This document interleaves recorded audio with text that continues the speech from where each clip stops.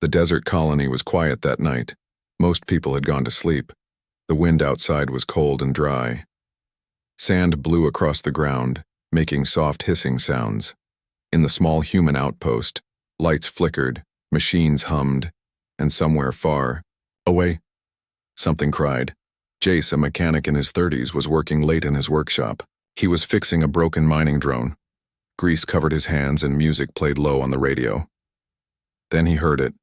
A faint sound. A voice. A soft, shaky cry. He froze. He turned off the music. The workshop fell silent. There it was again. A cry, not loud, but full of pain. Like someone trying not to be heard, but too broken to stay silent. Jace stood up slowly. He grabbed a flashlight, opened his door, and stepped outside into the dark. The sound came again, from behind the supply depot. Walked toward it, heart beating faster. He had lived on this colony for years. He knew every building, every corner, but he had never heard something like this. A cry like that didn't come from any machine. He reached the back wall of the depot. Then he saw it. A cage, old, rusty, and hidden in the shadows. Inside was a figure, small, curled up, arms wrapped around thin legs. The creature was shaking. Its skin was pale with a slight purple hue. Long, thin ears peeked through dirty hair. Metal cuffs were locked tight around its wrists. A chain held it to the cage floor. Jace stepped closer. His light touched the figure's face. It was a girl. An alien girl. She looked no older than 15. Her eyes opened wide in fear. She backed into the corner of the cage like a wild animal. Then, with a voice barely a whisper, she said, "Help me." Jace's throat tightened. He looked around. No guards, no cameras, nothing but darkness and silence. "Who did this to you?" he asked softly. She didn't answer. She just stared. Her lips trembled. Her eyes filled with tears. Jace knelt beside the cage. "What's your name?" No reply. Only a small sound. Something between a sob and a breath. He looked at the chains, the cuts on her skin and the bruises on her arms. She had been there for days, maybe longer. "Wait here," he whispered. "I'll get something for you." He ran back to his workshop. Minutes later, he returned with a water bottle, some bread, and a thin blanket. He pushed the food and water through the bars. The girl hesitated. Then she grabbed the bread with shaking hands and stuffed it into her mouth. Jace waited as she ate like someone who hadn't tasted food in a week. After a few bites, she slowed down. She looked at him again. This time her eyes were softer. Her body still shook, but not from fear, maybe from relief. He handed her the blanket. She pulled it over herself, hiding her face. "You shouldn't be here," came a voice from behind. Jace jumped. He turned quickly. A man in a security uniform stood in the shadows. "Why is she in there?" Jace asked. The guard shrugged. "She's dangerous, that's what I heard." "She's just a girl," Jace said. "Look at her. She tried to stab someone," the guard replied. "They say she's one of those rebels from the north. She got caught sneaking around the colony." Jace looked back at the cage. The girl didn't look like a rebel. She looked like someone broken, lost. "She doesn't look dangerous." The guard stepped closer. "Don't get involved. Orders are clear. No one is to touch the prisoner. No food, no talking, nothing. She's property now." Jace's fists tightened. "Property? She's a person." "Not by our laws," the guard said coldly. "Walk away, mechanic. Forget what you saw." The guard turned and left. Jace stood still for a long moment. He looked at the girl one last time. She was watching him, eyes full of fear again, afraid he might walk away too. He whispered, "I'll come back tomorrow." She didn't speak, but he saw the tiniest nod. Jace walked away slowly. His mind raced. Why was she really there? What had she done, and most importantly, what would happen if no one helped her? Jace couldn't sleep that night. He lay on his small bed staring at the ceiling of his workshop. The image of the alien girl in the cage wouldn't leave his mind. Her bruises, her shaking hands, the way she had whispered, "Help me."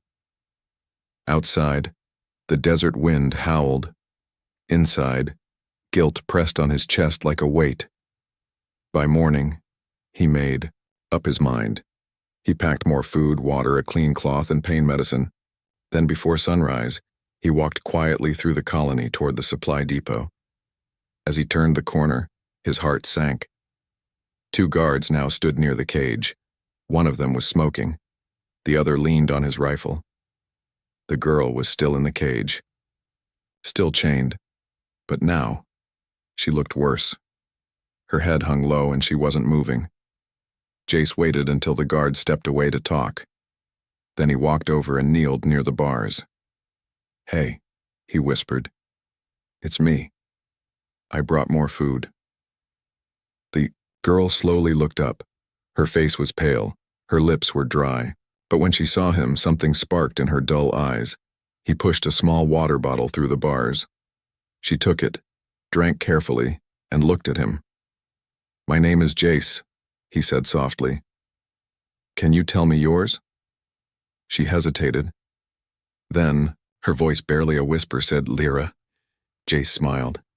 "That's a beautiful name." Suddenly a voice snapped behind him. "What the hell are you doing?" Jace jumped to his feet. The guard who had spoken last night stood there, arms crossed. "You were told to stay away from the creature." "She's not a creature," Jace said, trying to stay calm. "Her name is Lyra." "She doesn't have a name," the guard growled. "She's a security threat. That thing nearly killed a patrol unit 2 weeks ago." Jace looked back at the girl. "Does she look like a killer to you?" "She's an alien. They lie. They act weak until they get close, then they strike." The guard stepped closer. "Listen, I'm warning you. Keep feeding her, and you'll be the one in chains." Jace clenched his jaw. "Then maybe I'll ask Command what crime she committed." The guard smirked. "Good luck, the report's sealed, classified. You think they'll show you anything, you're just a wrench turner." "I'm also a citizen," Jace snapped. "I have the right to know if a child is being abused on my colony." The guard leaned close, voice cold. "You want to play hero? Fine. But when you disappear one night, no one's coming to save you, just like her." He walked off.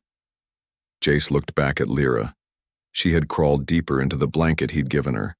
Her eyes were wide again, full of fear, not just of her chains, but of what he might do next. He knelt again. "I'm not leaving you." She shook her head. "They will hurt you, like they hurt me." Jace's heart broke at her words. "Then I'll be careful, I promise." Back in the workshop, Jace tried to focus on fixing machines, but his mind wasn't in it. He had to know more. He used his old security codes to dig into restricted files. Most were locked. But one old log entry from 3 weeks ago popped up. "Unregistered alien female apprehended near Zone 9. No weapon found. Subject did not resist arrest. Awaiting orders." No mention of violence, no attack, no crime. Just awaiting orders. Jace closed the file slowly, so they were lying. He looked. Outside, the sun was setting. That evening, he returned again, but stayed hidden. He watched from a distance as 2 guards threw something at Lyra's cage, a small food tray. It landed in the dirt.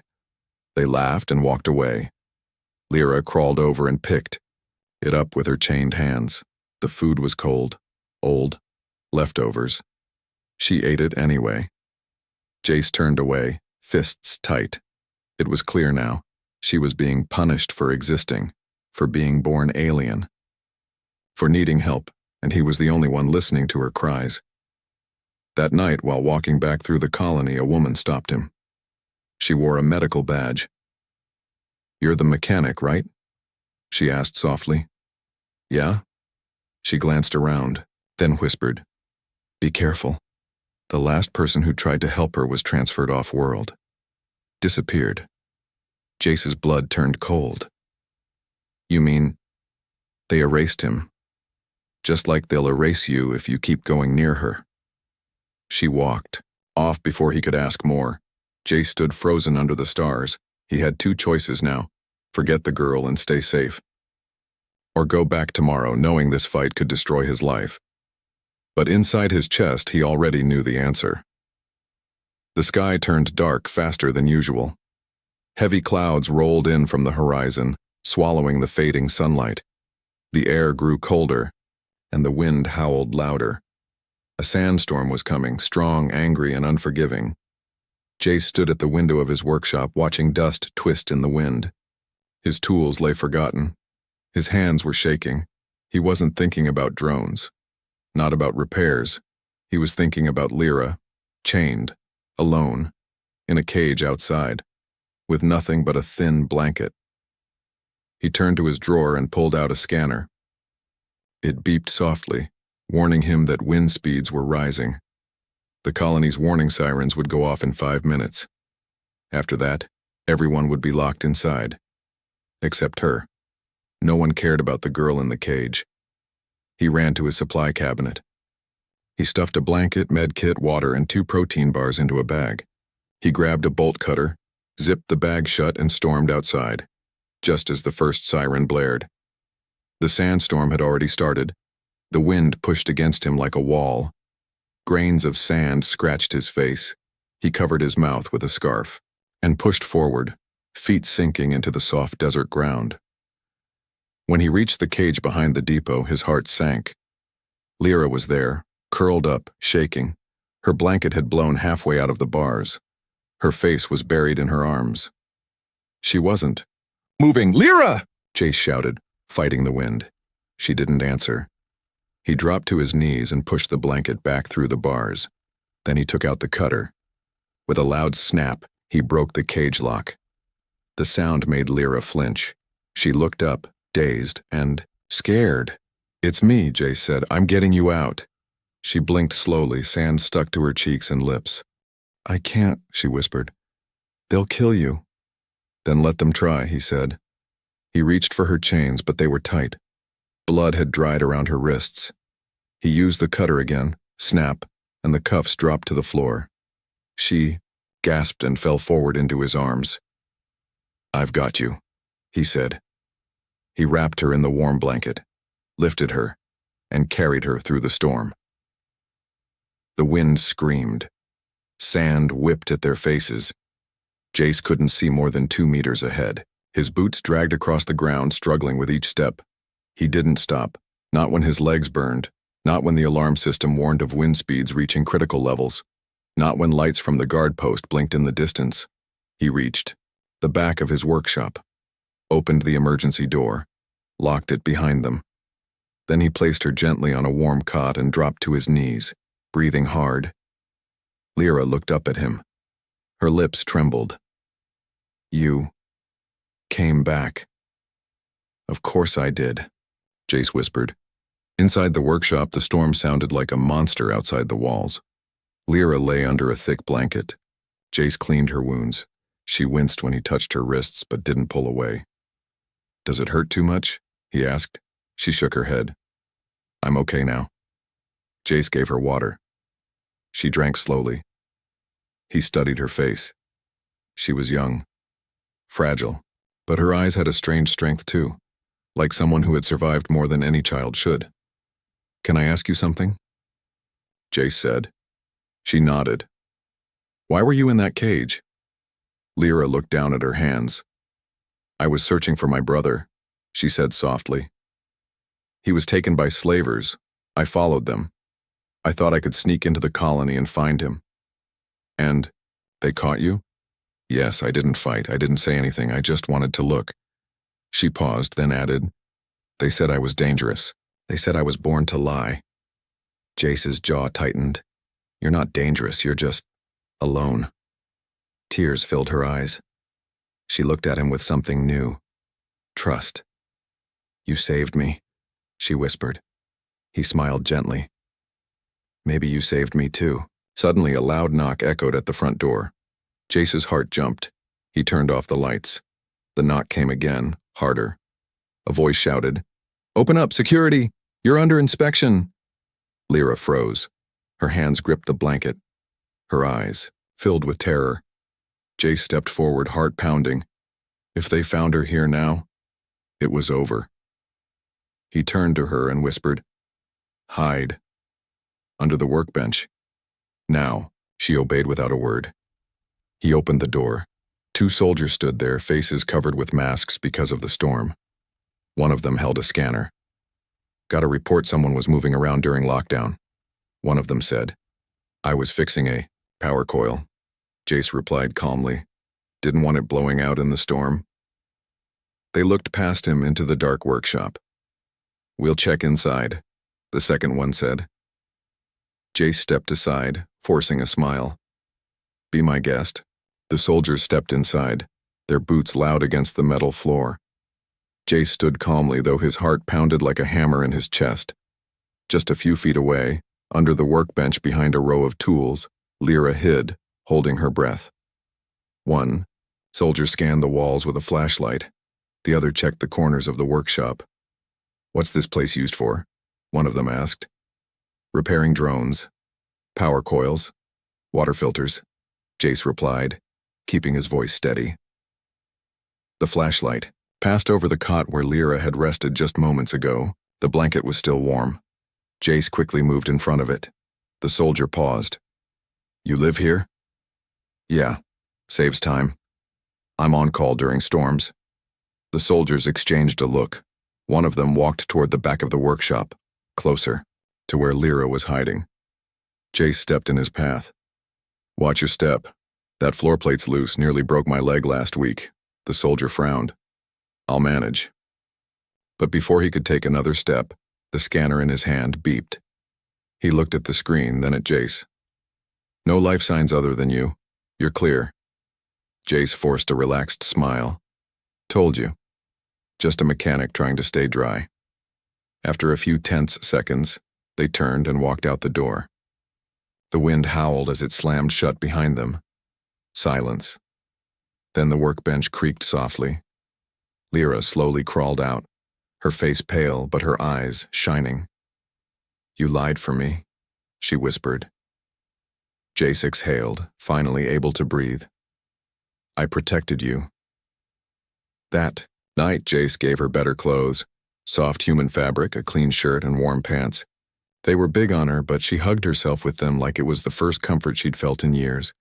She sat on the cot while Jace brought her hot tea. Lyra took it with both hands, sipping carefully. "My people don't drink this," she said. Jace grinned. "Then you're missing out." For a moment there was peace. Then she looked down. "They'll come again. You can't keep me hidden forever." "I'll figure something out." "Why are you helping me?" she asked quietly. Others looked at me like I was trash. You risked everything." Jace thought for a moment. Then he said, "Because the moment I saw you cry in that cage, I remembered my sister. She was small like you. Kind. She died in a war. No one helped her either. I didn't get the chance back then." He looked at her. "I'm not going to fail this time." Lyra's hands trembled. She placed the tea down and suddenly reached out, placing one of her hands over his. It was small. Cold. But real. "You're the first person who touched me with kindness," she whispered.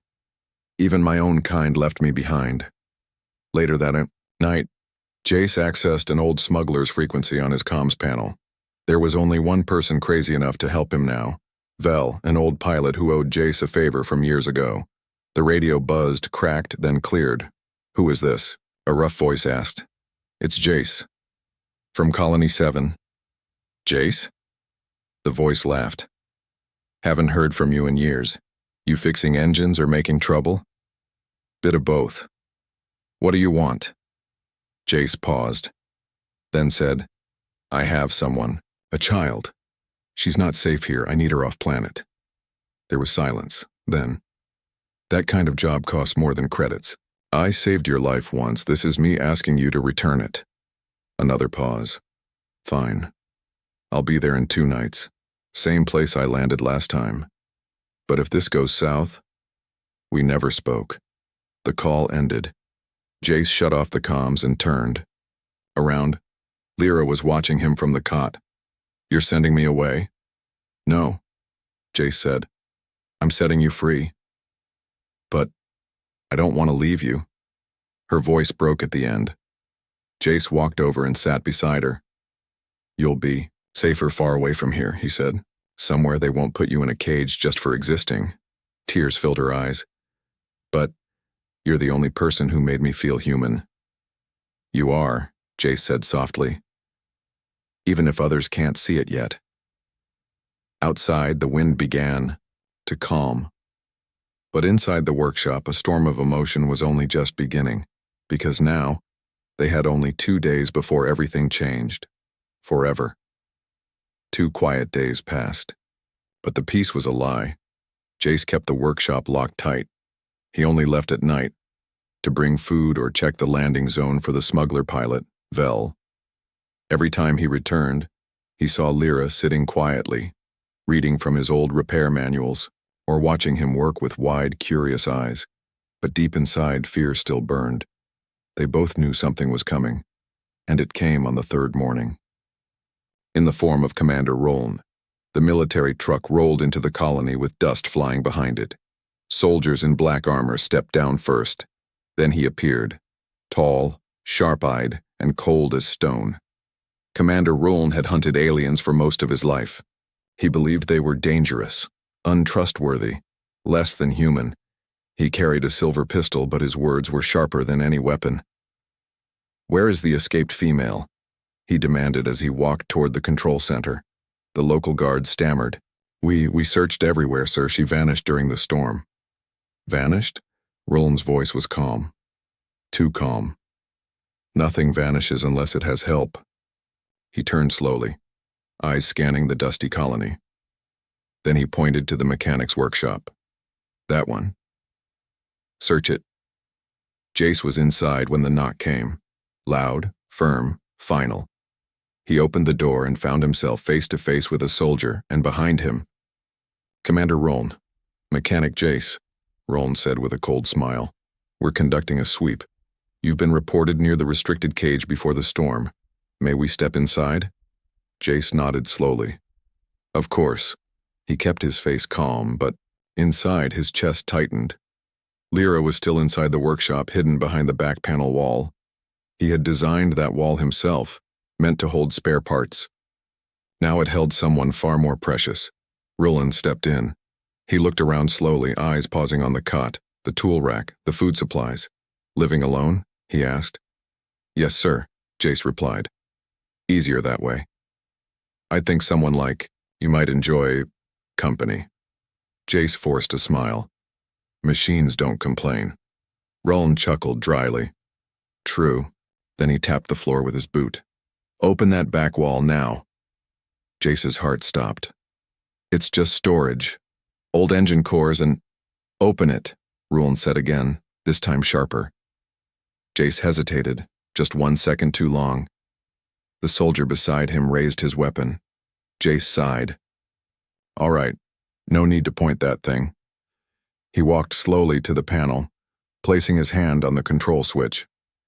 Behind that wall, Lyra sat in silence, knees to her chest, barely breathing. She had heard everything. She stared at the thin line of light at the bottom of the wall and waited for it to open. Jace took a breath. Then he slammed the control box with his fist, breaking it. Sparks flew. The panel glitched. The wall stayed shut. "Oops," he said. "Looks like it's jammed. Again." The soldier stepped forward, but Roland raised a hand. "No need." He turned to Jace and smiled. "You're hiding something. I can feel it." Jace didn't blink. "Only broken machines and broken dreams." Roland's smile faded. "Watch yourself, mechanic. One wrong move, and you'll be chained up next." He turned and walked out. But before leaving, he said, "We're staying here until she's found. And if she's within 1 kilometer of this place, I'll sniff her out." After they left, Jace locked the door and raced to the panel. He opened it manually. Lyra sat there, pale, shaking, but alive. He dropped to his knees. "I'm sorry. I didn't know they'd come so soon. She looked up. He knew I was here. I felt it. Jace nodded. He's dangerous. If he finds you, there won't be a second chance. Lyra whispered. Then we leave tonight, right? Jace looked at the clock. 6 hours left until Vel's ship landed. Tonight, he said. We run. That evening, as the sun set and long shadows covered the colony, Commander Rolln stood on a rooftop, binoculars in hand. He wasn't watching the gate. He was watching Jace's workshop, waiting, because hunters don't chase prey right away. They wait until the prey tries to fly. The stars were starting to appear when Jace opened the hidden floor hatch. Underneath the workshop was an old supply tunnel, long forgotten, built for fuel lines, now mostly empty. It led to the edge of the colony, and freedom. He turned to Lyra. She wore a dark cloak now, one of his old jackets cut short to fit her. Her long silver hair was tucked inside. Her eyes held fear, but also something stronger. Hope. You remember the plan? He whispered. She nodded. I follow the tunnel. You meet me at the rock line near the south ridge. Then, the ship. Jace looked at the sky. Vel would land in less than an hour. He gently placed a small tracker in her pocket. If we get separated, this will help me find you. Lyra grabbed his hand before he could pull away. Don't let them catch you. I won't, he promised. Go. She disappeared into the tunnel, silent as a shadow. Jace closed the hatch behind her and stood in the dark workshop. His heart pounded. Outside, the colony was unusually quiet. Too quiet. Jace stepped out, toolbox in hand, trying to look normal. He didn't get far. A voice stopped him. Going somewhere, mechanic? He turned. Commander Rolln stood in the street, flanked by 2 soldiers. Jace forced a smile. Heading to fix the power junction at the south fence. At this hour? Rolln asked. You always work late? Machines don't fix themselves. Rolln stepped closer. You know, I admire clever liars, but there's one problem with being clever. He nodded, and one soldier stepped forward with a scanner. The same one from before, now upgraded. The device beeped. A red light flashed. 2 life signs, the soldier said. 1 underground, heading south. Rolln smiled coldly. Thank you, mechanic, that's all I needed. Jace's blood turned to ice. He ran. The soldiers shouted. Boots thundered behind him. Jace raced through the alleys, past glowing lights and silent homes. He didn't stop, didn't turn, didn't think. He had one goal now. Reach Lyra first. He cut through a side fence, ducked under a pipe, and jumped a low wall. The tunnel exit was just ahead. He fell to his knees and opened the grate. Lyra was there, climbing up. She saw his face and gasped. They're coming? Yes. We have to move. Now. He pulled her up and they ran, side by side into the night desert. Behind them, Rolln's voice echoed through a loudspeaker. Alien criminal. Stop running and you won't be harmed. Human. Citizen Jace, you are now aiding an enemy of the state. Lyra stumbled. Jace caught her arm. No listening to him. Just keep going. Dust swirled around them. In the sky, a small light blinked. Vel's ship. Their escape. They reached the rock line where the ship was supposed to land, but it wasn't there. Only wind, only stars, only silence. Suddenly, a voice from a speaker behind a boulder crackled. Jace, you brought trouble, didn't you? It was Vel. The ship uncloaked, a stealth design, and the ramp opened. But at the same time, gunshots rang out. A soldier's laser hit the ground near Lyra's feet. They ducked. Get her aboard, Vel shouted. Jace turned to Lyra. Run! She froze. What about you? I'll hold them off. Just go. No. She grabbed his sleeve. I won't leave you. Lyra, listen to me. You're the only one they want. If I'm with you, they'll never stop, but if you go now, if you escape, this ends. Tears filled her eyes. But I finally found someone who saw me, treated me like I mattered. He smiled sadly. You do matter. That's why you have to live. More shots fired. Ruln's voice grew closer. Now! Jace yelled. Lyra ran. She dashed up the ramp into Vel's ship. Jace turned and picked up a metal rod from the ground. He faced the direction of the voices. He wasn't afraid anymore. He was making a choice. Not just for Lyra. For every child in a cage. For every voice ignored. For every tear unseen. As the ship roared into the sky, Jace stood still, facing the soldiers with fire in his eyes.